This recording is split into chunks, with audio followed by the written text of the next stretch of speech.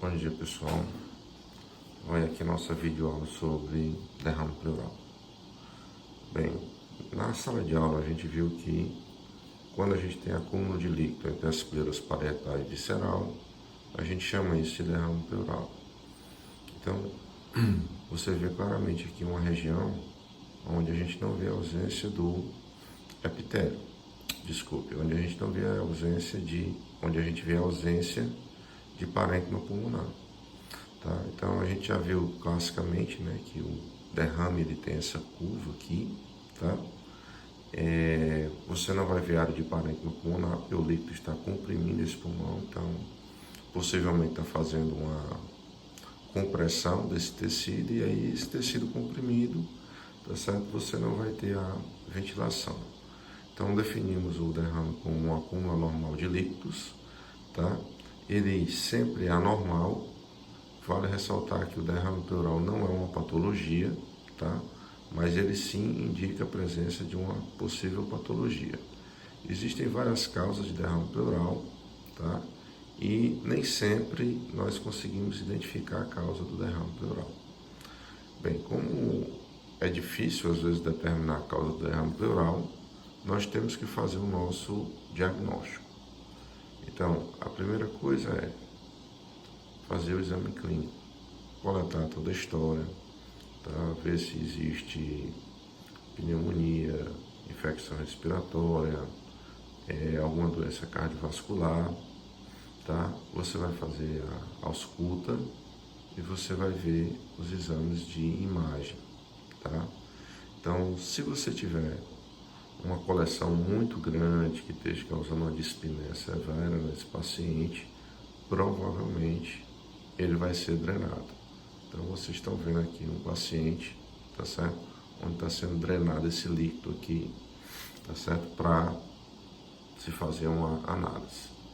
Então, como eu já falei, o derrame não é uma doença, mas sim a manifestação de uma outra patologia. E se ele não for tratado de forma adequada, tá? Ele pode evoluir.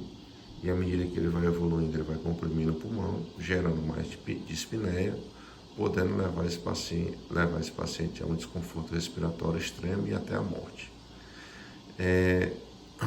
Esse derrame, ele tem um líquido, ele é causado pelo acúmulo de líquido, e de acordo com as características desse líquido, ele pode ser classificado em um derrame de transudato ou um derrame de exudato. Então, em transudato, tá? Quando não há lesão do espaço, nem sinal de células inflamatórias. E, como eu já falei, no exudato, tá certo? É quando você tem algum processo inflamatório ou infeccioso. Bem, como ele não é uma patologia, e sim ele é um sinal de uma patologia, ele pode ocorrer em diversas situações, como na insuficiência cardíaca, nos casos de neoplasia, pneumonia, embolia, tá? Isso são as principais causas de derrame pleural. Mas eles podem surgir também como resultado de traumas, e aí como resultado de trauma nós vamos ter um hemotórax, né? No lugar de líquido, esse líquido vai ser sangue. Outra causa é a tuberculose, tá? E, como a gente havia falado no começo da aula, um percentual de mais ou menos 20% dos derrames pleurais não são identificados as causas. O surgimento, né? O surgimento desse derrame, ele pode ser por um desequilíbrio entre as pressões hidrostáticas e as pressões oncóticas dos líquidos, tá? Então, quer dizer que se você tiver uma alteração na concentração de proteínas plasmáticas, isso pode gerar um derrame pleural. Geralmente, esse derrame pleural ele vai ser um transudato, então ele vai indicar apenas que as membranas pleurais não estão afetadas.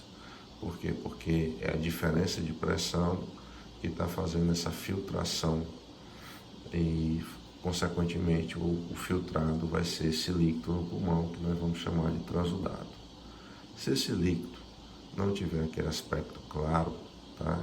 Ele já tiver um aspecto amarelado, às vezes sanguinolento, tá certo? Ele pode indicar vazamento de proteínas ao longo da membrana. Então, provavelmente, a gente está diante de alguma situação que esteja causando a lesão da membrana pleural. As manifestações clínicas.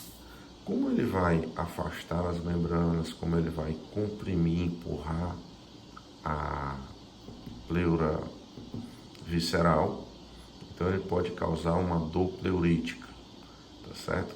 Essa dor pleurítica é uma irritação, uma inflamação na pleura parietal. A dispneia devido à compressão do parênquima também pode acontecer.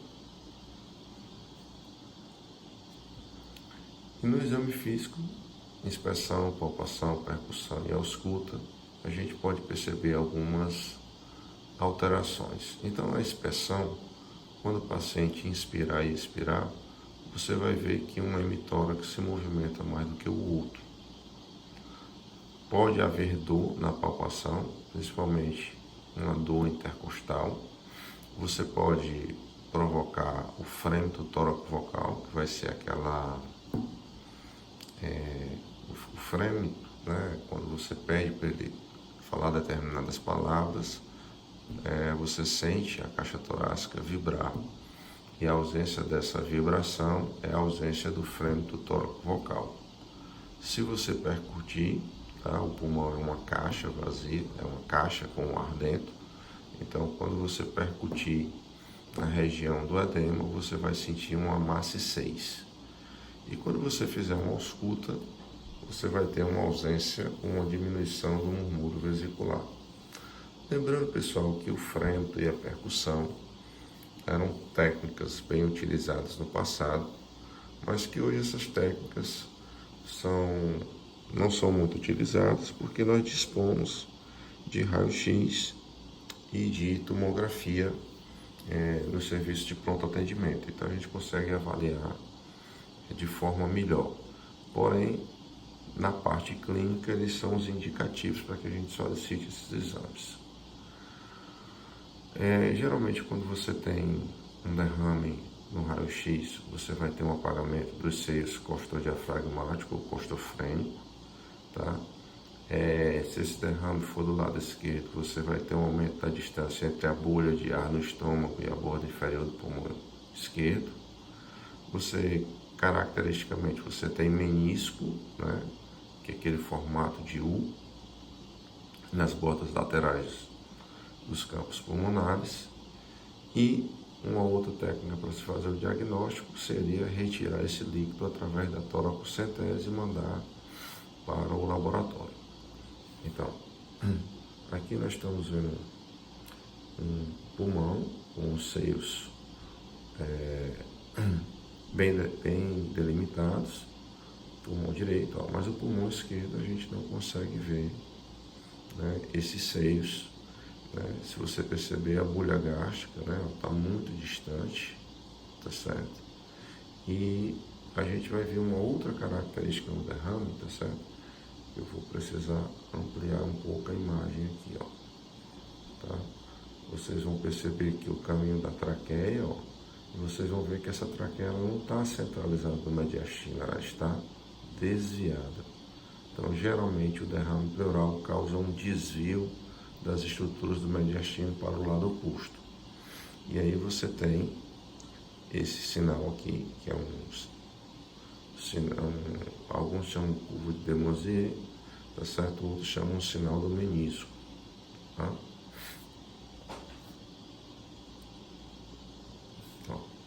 Então, quando você coloca água em um tubo, você vai ver que ele vai formar um menisco, tá certo?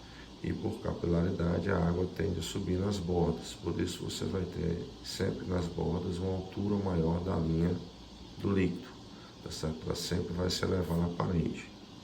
Então, quando você olha aqui, você vê que a água está se elevando, tá? Por isso você vai ter inicialmente o apagamento dos seios costodiafragmático e costofrênico. Então, veja esse exame aqui, tá? É uma tomografia com contraste. Você consegue ver aqui uma área onde eu tenho um ar e aqui uma área onde eu tenho um ar e líquido. Isso aqui é o que? Isso aqui é o derrame pleural, tá?